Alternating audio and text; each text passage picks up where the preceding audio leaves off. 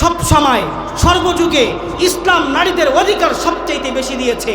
বর্তমান যদি আজ থেকে আল্লাহর নবী সাল্লাল্লাহু আলাইহি সাল্লাম নারী সংস্কার করে গেছেন, 1450 বছর পার হয়ে গেছে।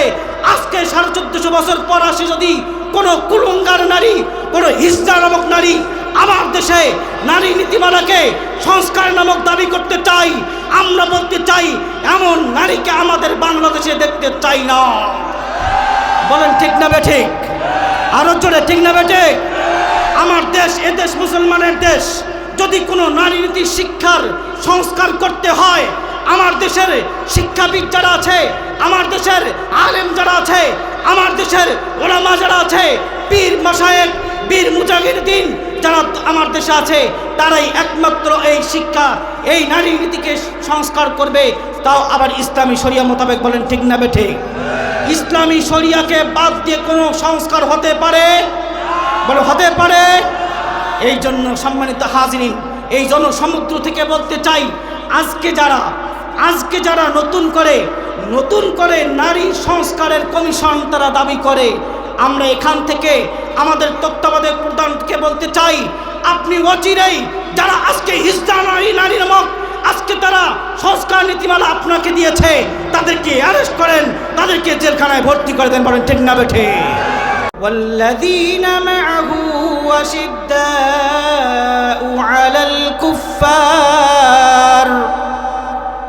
আল্লাহ পাক রব্বুল আমিন এই আয়াতের এই অর্থের মধ্যে বলছেন যে আল্লাহর নবীকে দুনিয়াতে প্রেরণ করলাম এমন একটা অবস্থায়, যেই অবস্থার মধ্যে জাহিলিয়াতের যুগ চলছিল, ছোট্ট ছোট্ট কন্যা সন্তানদেরকে হত্যা করা হচ্ছিল। এমন অবস্থায় কোনো মায়ের কোনো নিরাপত্তা ছিল না। কোনো গর্ভধারিণী মা যদি রাস্তা দিয়ে হেঁটে যায়, তখন যুবকরা একে অপরে বাজি লাগায়। কেউ বলে তার পেটের মধ্যে ছেলে সন্তান আছে, কেউ বলে না তার পেটের মধ্যে কন্যা সন্তান আছে। এই জেদ ধরেই তারা ওই মাকে জিন্দা অবস্থায় তার পেটকে চিরে দেখা হতো, তার পেটের মধ্যে কন্যা সন্তান নাকি ছেলে সন্তান আছে। আল্লাহর নবী সাল্লাল্লাহু আলাইহি সাল্লাম দুনিয়াতে আসার পরে যখন মক্কা ভূমিতে গেলেন, মক্কা থেকে মদিনায় হিজরত করলেন, আল্লাহর নবী সাল্লাল্লাহু আলাইহি সাল্লাম ইসলামের দাওয়াতের প্রচার প্রসার করলেন। আল্লাহর নবী একেবারেই ঘোষণা দিলেন, আর কোনো নারী নির্যাতন হবে না, কোনো কন্যা সন্তানকে পুঁতে ফেলা হবে না।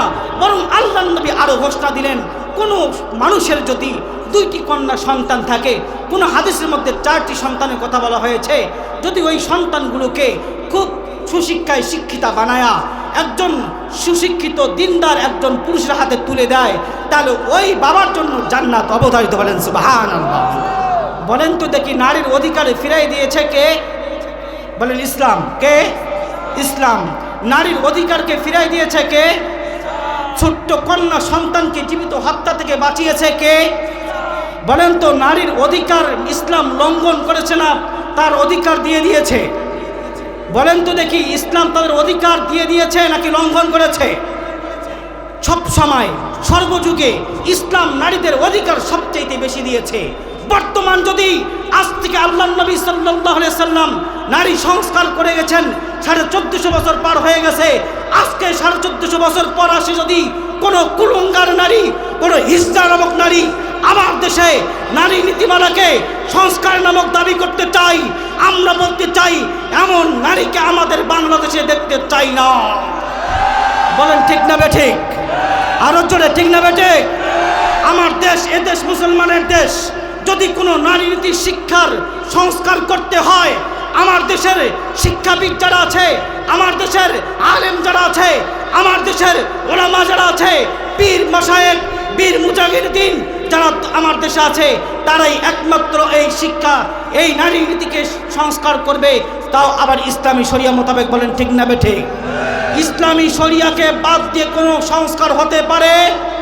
বলে হতে পারে।